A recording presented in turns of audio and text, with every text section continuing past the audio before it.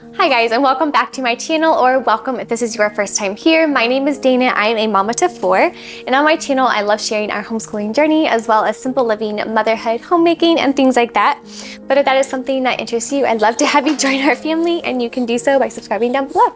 I am so excited about today's video for multiple reasons. The first one being is, of course, this is my very first Q&A, and I'm excited to kind of go through some of the questions. I'm probably not going to have time to go through all of them today, but I will most likely be doing a part 2 at the beginning of next year, which I can't believe is just a couple of weeks away. Anyways, on top of the Q&A, I am also so excited and also very incredibly grateful to you guys for helping me reach 2,000 subscribers. I really appreciate every single one of you for helping me get there. It was a goal back in July to reach that, and I was able to do that thanks to you, so I really appreciate that. And on top of it being the Q&A and the celebration of hitting 2,000 subscribers, I'm also going to be doing my first giveaway, which I am so excited about. I was honestly thinking about what to give away, and I think the most useful thing is probably going to be a prepaid Visa gift card. So I'm going to be hosting a giveaway of a $150 prepaid Visa gift card. And I will have the details on how to enter that at the end of this video. Anyways, with all of that being said, let's go ahead and jump into today's video. So as I mentioned before, I am definitely going to be doing a part 2 of this Q&A. So if you do have any more questions after this video, do comment them down below, and I will answer those as well as the ones I didn't have time to get to today on part 2's video. So the first question was, did I always want to homeschool, and was my husband on board with it? And yes and yes. I have always wanted to homeschool. If you're new here, I am actually a second generation homeschooler. I was homeschooled myself K through 12, and my experience with it was just a very, very beautiful one. And because of my experience with it, it was kind of always my own heart's desire to do that as well. Honestly, kind of my dream, honestly, to do it as well. So it's something that I never even questioned or doubted or even wanted to do anything else. I've always just kind of wanted to homeschool my own kiddos. As for my husband being on board with it, this is actually something that we had talked about while we were dating, kind of talking about kind of what family life and kind of the practical living aspect of life would look like for our family. And it is something that we both agree that we would kind of do, but he also came from a homeschooling background. So it was a very kind of like just easy conversation. It wasn't even something neither of us either had to think about it. It was just an automatic like, oh, of course that's what we're going to do. So I am very, very thankful for that. And he's always been just 100% supportive and very active in our homeschooling. So I am very thankful for that. And he's honestly just been a huge, huge blessing in our homeschooling journey. You know, my husband, someone actually asked how him and I met, and we actually met in college. I was a sophomore, he was a graduating senior, and my roommate and then him and his brother were really good friends. And so we kind of met together for lunch, and I guess you can say the rest is history. But yeah, we ended up meeting at college. So another question was kind of how was my own personal experience homeschooling growing up? And as I mentioned before, I loved my experience growing up. Honestly, looking back now as an adult, I think one of my favorite things was honestly just the day-to-day living with my siblings. It's something that I have learned not to take for granted, and something that I honestly remind my own kiddos of is just the absolute joy and privilege it is, and what a beautiful thing it is to actually live life with your siblings instead of going off to separate rooms and separate schools and then not seeing each other at all, only for a couple of hours a day. And so just really appreciating that, because like I said, that was one of the most beautiful things for me growing up, is really becoming your siblings' best friends, your siblings' advocate. It's really funny because we just did so pretty much every single thing together, and then even the extracurriculars that we did outside of the home, we all did together as well. And so I loved that aspect, and if I had to now as an adult look back and pick just one thing, it would definitely be the closeness of the siblings and just living life together. That was one of my favorite things. As for the actual curriculum part of homeschooling, I loved seeing kind of how my mom kind of catered to each individual person's need, and that wasn't a small task. Like being a mom with only 2 school-age children right now, I can't imagine, this is going to be me in a few years now, so having 4 school-age. But I don't know how she did. She did all 7 of us, K through 12, and I kind of love seeing how she took every single one of us and kind of created our own kind of personalized curriculum. No curriculum was the same across the board. Like not a single one of us pretty much had the same curriculum, because we all kind of had different learning styles. And we did use CLE growing up. We used some Bob Jones, we used Rebecca, we used Saxon Math, we used Apologia, we used just a lot of different ones. And so, but she kind of did pick and choose as far as what were we actually doing. Anyways, that kind of goes into the next question as far as like why did I personally choose to homeschool myself, and I kind of already touched on it a little bit as far as it just being kind of what we do. It's kind of like the normal thing, you know, we homeschool. And so But my own personal decision is I really wanted the family closeness that I experienced growing up. I wanted my kiddos to have that same kind of sibling bond and relationship. I wanted, honestly, time with my kids. And that might be kind of weird as like one of the main reasons, but I wanted time with my kids. You know, I wanted time to see them grow. I wanted to be the one to teach them to read. I wanted to be the one to teach them, you know, basic math concepts. I wanted to be the one to teach them things that like good things and beautiful things and things that are like worthy of being thought about. You know, I wanted to be the one to see them in those light bulb moments and to see them grow and to see, and you know, like also be there for the hard days and be there for the difficult moments, because every single day, if you're a homeschooling mama, you know, it's always going to be a little bit different every day.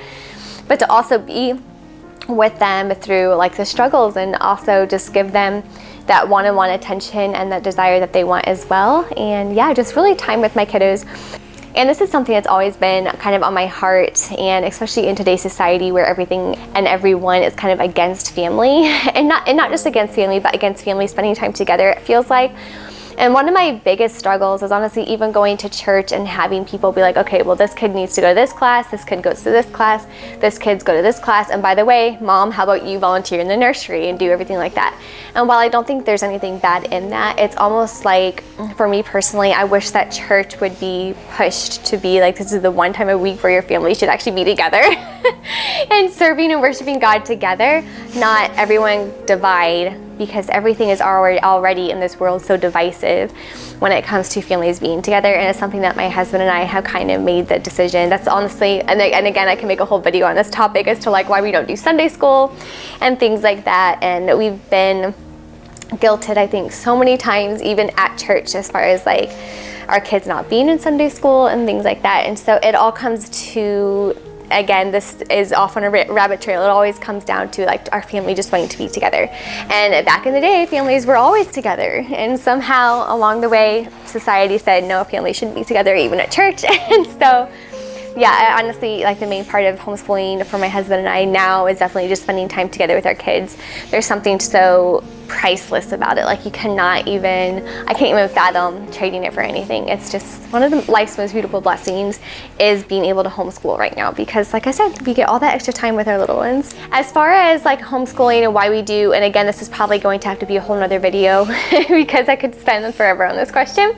And it is also just the whole, we are believers, we're Christ followers, so it is the whole thing of wanting to raise our children up to honor and please the Lord, and how that looks like for them, and the things that I know they would not get, you know, anywhere else apart from home. And yeah, so that's a big one. And again, I could talk forever about this one question, but let's go ahead and move on to the next one. So the next question is if we do any extracurricular activities or anything like that outside of the home. And we actually do not do any formal extracurriculars. So we're not in any type of homeschooling group. We don't do any classes. Really, all of our learning is really done at home. But when it comes to actual extracurriculars, those are all things that we do together as a family, whether that be field trips, whether it be museum trips, trips to the zoo, road trips, everything like that, which I consider extracurricular. It doesn't always have to be in a school form, but we actually don't do any formal extracurriculars. I think once the kiddos get a little bit older and they start to actually want to do, whether that be a science class and things like that, that would be an option if they showed interest. But right now, neither of them really have interest in doing anything like that, but it's not something that I would consider down the road. So the next question is, I don't know if you shared this before, but do your kids have a pretty consistent night/bedtime routine? Can you share it if they do? So for our family, it does vary again from season to season. Typically, we don't have much of an actual strict bedtime routine any time of the year, but the routine stays the same, if that makes sense. So the time we go to bed might vary, but what we do to get there does not vary, because I always think that with our kiddos anyway, they always thrive off of routine, and they thrive off of the expected, and they kind of know what's coming next. So they know that typically after dinner, that's kind of when we clean up and then we play some games. And then after we do some games and stuff, we'll typically go and clean up our bedrooms and clean up the school and play area and make sure it's ready for the day before, kind of reset the house, so to speak. And that is something that we all do together. And so after we do our kind of like nighttime reset to get ready for the next day, we'll, you know, do the whole brushing your teeth and get your jammies on. And then they know that it's actually really time for bed when their daddy tells them to go pick out a book from the bookshelf. And so they all go pick out a book, and then they all pile in bed, and then we normally read a story, and then they go to bed. So it's a very, very simple routine, but it's one that they love, we love. We honestly call that last hour kind of like the children's hour, where it's just an hour focusing on them, and that might look differently, like I said, every night, from maybe reading a book to maybe playing a game. Sometimes we'll watch a movie on the weekends and things like that, but just some really quality time, and it does always involve, I should say, books and some cuddles with mommy and daddy before they go to their own bed. I'm gonna go ahead and answer one more here before I have to go, and I am so sorry if I did not get to yours. I promise there will be a part 2. Anyway, so this next question though is, how does our family handle kind of like disobedience, not listening, and things like that in our home? When it comes to not listening, and this is actually just on the forefront of my mind because this is what we're currently working on in our home as well, it's something that it requires a lot of intentionality when it comes to actually teaching your child how to listen. And a lot of it is also by habit as well. And sometimes I have to remember that I, as an adult, don't pick up new habits just like that, just like being told to. It's something that I actually have to actively work on and think about. And it's something that I also have to extend that same grace and respect towards my kids. So when it comes to not listening, an example of what we might do is if I ask, say, hey, little person, and say no names here, would you mind cleaning up like this mess or that mess? And if they don't listen the first time, I'm like, hey, what did mommy ask you to do? And then normally they will be like, okay, I'm sorry, like I got distracted. I'm like, that's totally fine, like mommy gets distracted too. If, however, it's been a few times of having to ask them to pick the same thing up, then I will actually have to either discipline by sitting down and talking to them, saying like, hey, like let's talk about like this is not respectful and things like that. And then from that point forward, if it is a direct disobedience, as far as saying like I have told you 3 times to do the same thing and everything like that, if it is something like that, then I will typically spend the rest of the day solely focusing on that little person's thing. And so that will look like me actively telling them to do even more things to practice. And so when I sit down and talk to them, I'll typically be like, I know this is something that we're struggling with, so today, guess what we're gonna do today? We're gonna work on listening the first time. And so it's very lighthearted when we talk about it and we sit down and talk to them and be like, this is what we're gonna be working on today. And then they know that this is what we're gonna be working on today until it's becomes second nature. And kind of like I said, you're kind of working on forming a new habit if they're not wanting to do it. And so after that moment of the initial talk of like, okay, this is not okay, then I will actually intentionally throughout the day be like, hey, little person, can you please come and put this away? And so I'll make eye contact with them and they know, okay, yes, I'll come put this away. And then another maybe 20-30 minutes ago, like, hey, can you run this and go put this in your room? And like letting them practice listening the first time. But I think once you initially nail down the first, like, okay, this is actually a disobedience thing, it has nothing to do with maybe just getting distracted once. If they forget once, as I mentioned before, I always try to extend grace and give them the better benefit of the doubt. But if it is a direct disobedience, when it is, like I said, that multiple times of having to ask them to do something, then that's when it requires the actual, okay, I actually have to intentionally try to form a new habit here of listening the first time. And when they do start listening the first time, I will also reward them with praise. So when they do put something away and when it does start to become a habit by the middle of the day anyway, I'll be like, oh my goodness, you did it the first time. Thank you, what a blessing that is. And so then it boosts kind of their confidence. And you can see it kind of like go to their head a little bit and be like, oh yes, I know.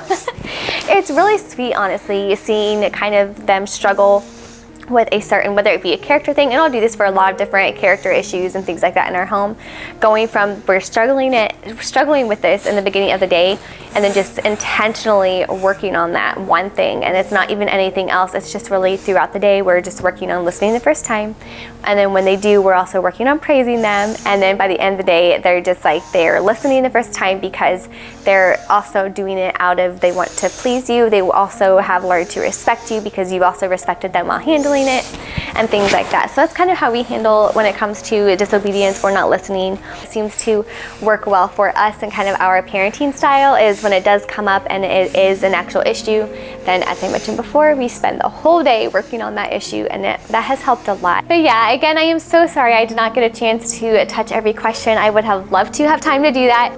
So for the $150 gift card giveaway, the only thing that you have to do is comment down below your favorite Christmas activity or tradition, either when you're growing up or now as an adult that you like to do with your own kids. Always looking for fun activities to do with my little people, and so I'd love some new ideas, and I'd also love to hear kind of what you guys like to do. But yes, go ahead and comment that down below to be entered, and I will probably select the winner this Saturday. So by the time you're seeing this, it'll be this coming Saturday is when I'm going to select the winner. And then for the actual winner, I'm going to pin your comment in the comment section, and that's how you'll know that you won, and then I'll contact you with more details and everything like that. But yeah, I thank you guys again for being here and for watching today's video. This is actually going to be my last video of the year. I cannot believe it. So a very, very happy and Merry Christmas to you guys. I hope you guys have a beautiful holiday season, whatever that looks like for you and your family, as well as a Happy New Year. I'll be posting a new video probably at the beginning of next year, but probably not till then. Meanwhile, if you want to connect with me, I'd love to have you over on Instagram, and I'll leave my handle for that down below if you'd like to join me over there and keep in contact that way. But until then, I hope you guys, like I said, have a Merry Christmas and Happy New Year. Bye.